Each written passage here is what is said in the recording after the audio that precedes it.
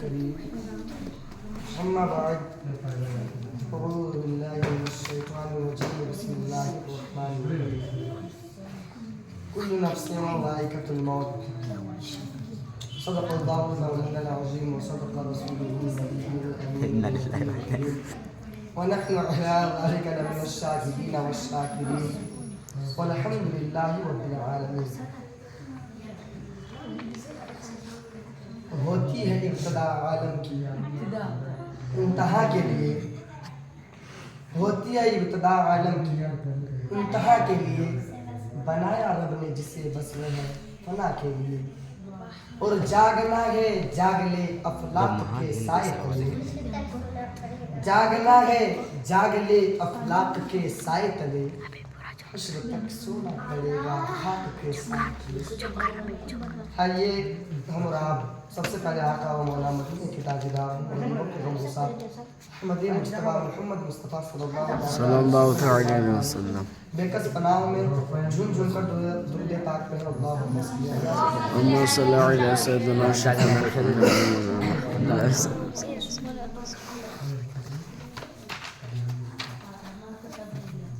حضور حافظ ملت علیہ رحمت الرضوان کا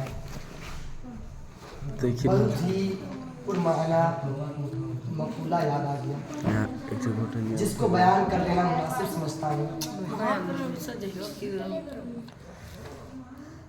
تاکہ ہمارے کچھ کام آئے. دنازہ میں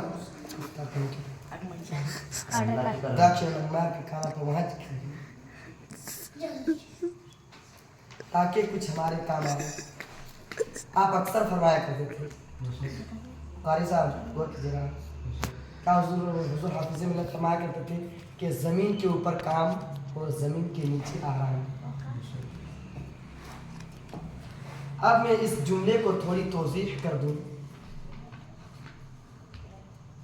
دیکھیے اللہ اور اس کے حبیب نے جن چیزوں کے کرنے کا حکم فرمایا ہے ان پر عمل کرنے کا نام کام ہے، اور جن چیزوں سے رک جانے کا حکم دیا ہے ان سے رک جانے کا نام بھی کام ہے. مثلا نماز، روزہ، حج، زکوٰۃ کا حکم دیا ہے، یہ سب کے ادا کرنے کا نام کام ہے. مسجد و مدرسے کی تعمیر یہ زمین کے اوپر کام ہے. غریبوں کی مدد کرنا یہ زمین کے اوپر کام ہے. جیسا کہ اعلیٰ حضرت عظیم البرکت امام احمد رضا خواہ فاضل بریلوی علیہ رحمت الرضوان نے تقریباً 1400 کتابیں تصنیف فرمائی. یہ زمین کے اوپر کام ہے. سبحان اللہ سبحان اللہ. اور خود حضور حافظ ملت علیہ رحمت الرضوان نے اپنی زندگی میں الجامعۃ الاشرفیہ کی تعمیر فرمائی. یہ زمین کے اوپر کام ہے. رئیس القلم حضرت علامہ ارشد القادری علیہ رحمت الرضوان نے بد مذہبوں اور بد عقیدوں سے مناظرہ کر کے دین اسنید کو چمکایا. یہ زمین کے اوپر کام ہے. میرے بھائیوں، ایسے ہی لوگ جب دنیا کو چھوڑ جاتے ہیں تو ان کے لیے زمین کے نیچے آرام ہی آرام ہے. اور ایسے ہی نفوس قدسیہ کے لیے آقا صلی اللہ تعالی علیہ وسلم نے خوشخبری سنائی ہے. انما القبر روضۃ من ریاضۃ الجنہ، یعنی قبر جنت کے باغوں میں سے ایک باغ ہے. حضرات، آج ہم جس دور سے گزر رہے ہیں بڑا ہی پرفتر و پرآشوب دور ہے.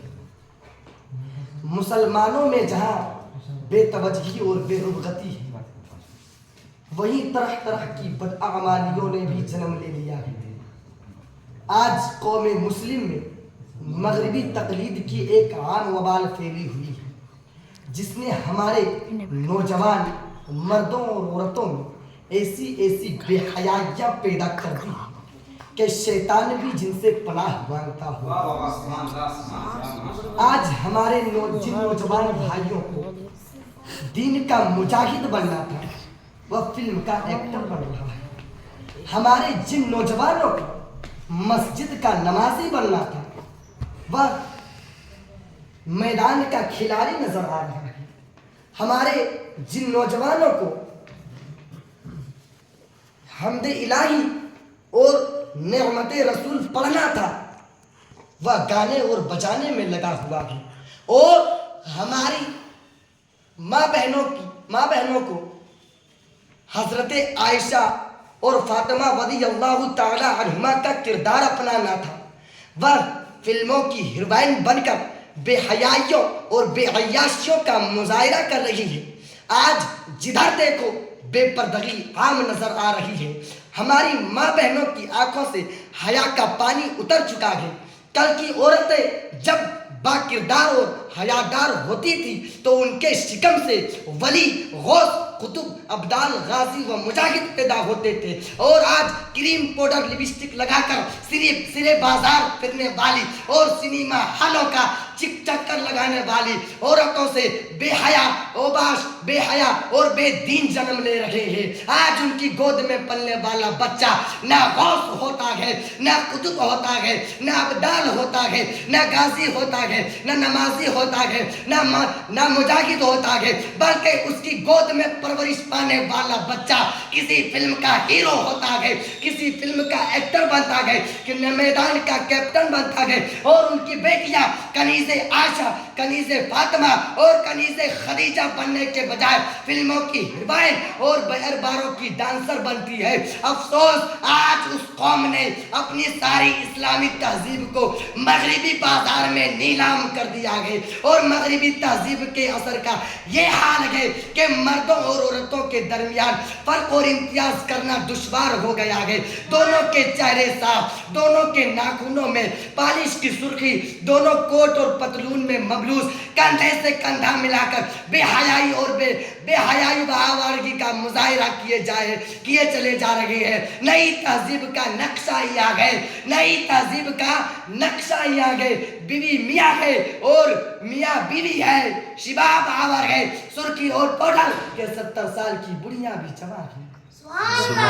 یہ 70 سال کی بڑھیاں بھی جوان ہیں. آئیے میں اپنی گفتگو کو یہیں سے سماعت کر رہا ہوں.